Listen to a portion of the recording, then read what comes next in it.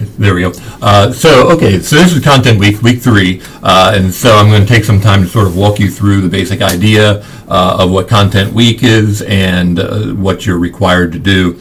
So Content Week is almost like any other discussion board, except for in your initial webcam post, you should discuss two sources that you found that discuss the topic you think you're going to write about for your first paper. So remember that we're talking about education right now and sort of the realm of education, and that you're going to be writing a paper about that. And of course, paper number 1's assignment is already up, presentation about that, et cetera, et cetera. So I'm assuming that you've already looked through all of that, so I don't need to go into too much detail there. But let's say that you wanted to write about, something having to do with education. So let's say the sexual assault on college campuses, just to make one that's easy because it's been written about quite a bit. So what you're going to do is you're going to search for two sources that are somewhat academic in nature. So that means not just Googling stuff and hitting the first blog that's out there, not really CNN or it's going to come back here now. I don't know what's wrong with my camera. Not really CNN or MSNBC or Fox News or anything like that, but actual things that are print journalism. So the New York Times would be fine. Going on Academic Search Complete is a good idea. JSTOR as well. Books also good as well. And then from there, you're going to come up with a web video post in which you discuss both the articles that you have found and just some interesting facts that came out from them, things that you didn't know before that you know now, stories that you read that were pretty interesting in those sorts of things, okay? And content weeks are usually just sort of a build-up to the papers in that you're already starting to do your research. I'm making sure that you're starting to do your research, that you know what your topic is, that you're informed about your topic, and so on. And so in that first post, again, you're going to kind of discuss that, 2-3 minutes, those two articles that you found or books or something like that.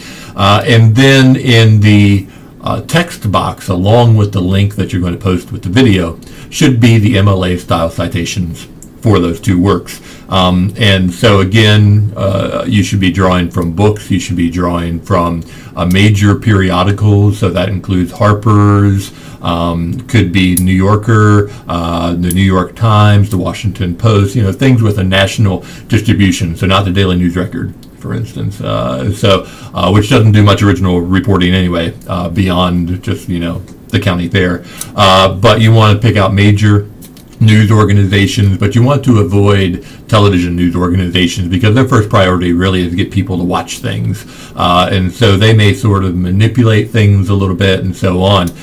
Whereas with a lot of print publications, they assume that you're reading it because you're interested. And so they come to you with the facts and the ideas and so on and so forth. We can leave political slants and biases out of the conversation for now. We'll come to that in a few weeks. But certainly avoid like CNN or Fox or those sorts of things and really stick to the print publications that are out there. Now, when I say print, you can find these online. So it's just that at one point in time they were in print, and that's perfectly fine. So if you look at a New York Times website and you're reading an article and you're wondering, gee, can I use that? The answer is yes. You're just going to cite it as a website when you put your citation up on that discussion board. So essentially this week, Content Week, you're going to have the same process that you go through.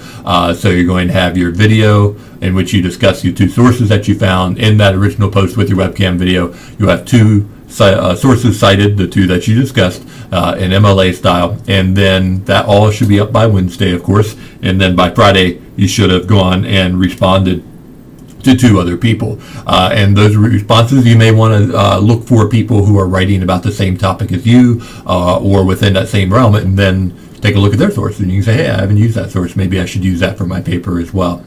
So all along, just kind of keep doing what you're doing. That's Content Week in a nutshell. By now, you should have read paper number 1's assignment, viewed that presentation. If you're fuzzy on MLA style, do that as well. Watch that presentation. Also, for our first two papers, we do MLA. For our second two, we do APA. And that presentation is up as well, but don't worry about that just yet. Just do MLA for now. MLA has recently switched editions. I haven't really caught up with it just yet. So if you find yourself using the most recent edition of MLA, that's perfectly fine. They didn't really tinker with too much, but that's all of that stuff in a nutshell. So that's your mission for this week with Content Week. You really should be taking a look, if you haven't already. I can't emphasize this enough. The paper assignment and the paper assignment presentation.